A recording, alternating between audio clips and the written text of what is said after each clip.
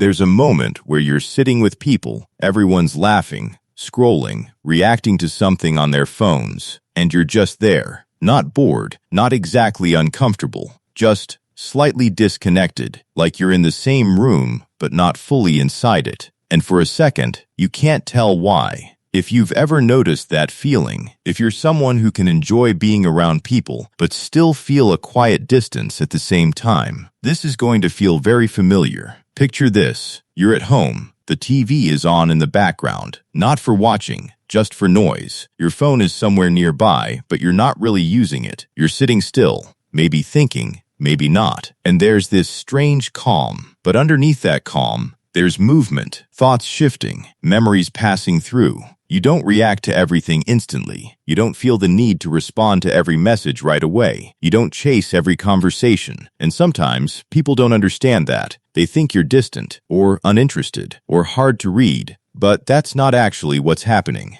And this is where it gets interesting. It's not that you don't care about people. It's that you learn to exist without constant input. If you were born between 1976 and 1985, you grew up in a very specific kind of environment, one that doesn't exist anymore. And without realizing it, it shaped how your mind works. Think about how your days used to look. No constant notifications, no endless scrolling, no pressure to always be available. If someone wasn't home, you just waited. If you were bored, you stayed bored. If something bothered you, you sat with it. That might sound small, but it changed something important. Because when there's no constant distraction, your mind starts doing something most people today rarely experience. It turns inward. And here's the part most people miss. That inward space doesn't just disappear when you grow up. It stays. So now, even when the world around you is loud, you still have that internal space, that quiet layer underneath everything.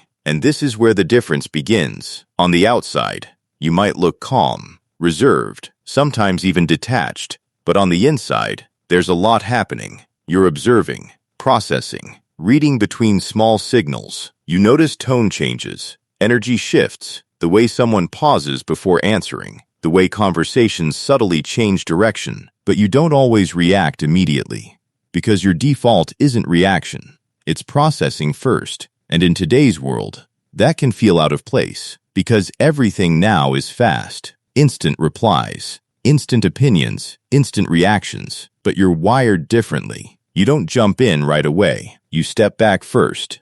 And here's where it gets even more interesting. That same behavior, the one where you pause, observe, and don't immediately engage, it can be seen in two completely different ways. From the outside, it can look like distance, like disinterest, like you're not fully there.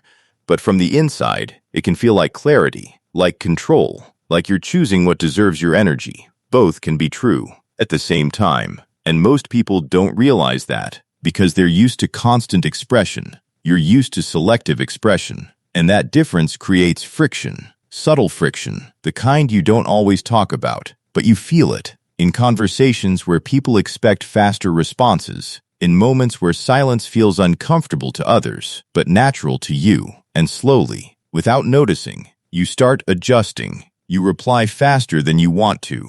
You react more than you naturally would. You fill silence that you were once comfortable sitting in. But something feels off when you do that, because it's not your natural rhythm. And here's the deeper layer most people miss. This isn't just about communication style, it's about how you learn to handle space. You grew up in a time where space existed. Mental space, emotional space, time between things. And in that space, you built something. You built patience, the ability to sit with uncertainty, to let things unfold instead of forcing them. But in today's environment, space is constantly being removed. Everything is immediate, everything is filled, everything is loud. So when you try to operate the way you naturally do, it feels like you're slightly out of sync with everything around you.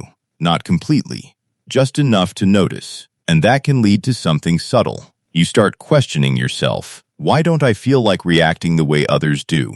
Why do I need more time before responding? Why do I sometimes prefer silence over interaction? And if you don't understand this pattern, it can feel like something is wrong. But it's not, because all of this points to one thing. You're not avoiding the world. You're not disconnected. You're just operating from a different baseline. A baseline built in a time where attention wasn't constantly divided, where interaction wasn't constant, where thinking wasn't interrupted every few seconds. And that changes everything. It changes how you form opinions, how you process emotions, how you connect with people. You don't connect instantly, but when you do, it's real, it's steady, it lasts. You don't react quickly, but when you respond, it's thought through, intentional. You don't chase constant interaction, but you value meaningful interaction more than most. And here's something important. This way of thinking, it can feel like a disadvantage in a fast world, but it's not, because while others are constantly reacting, you're still able to see clearly.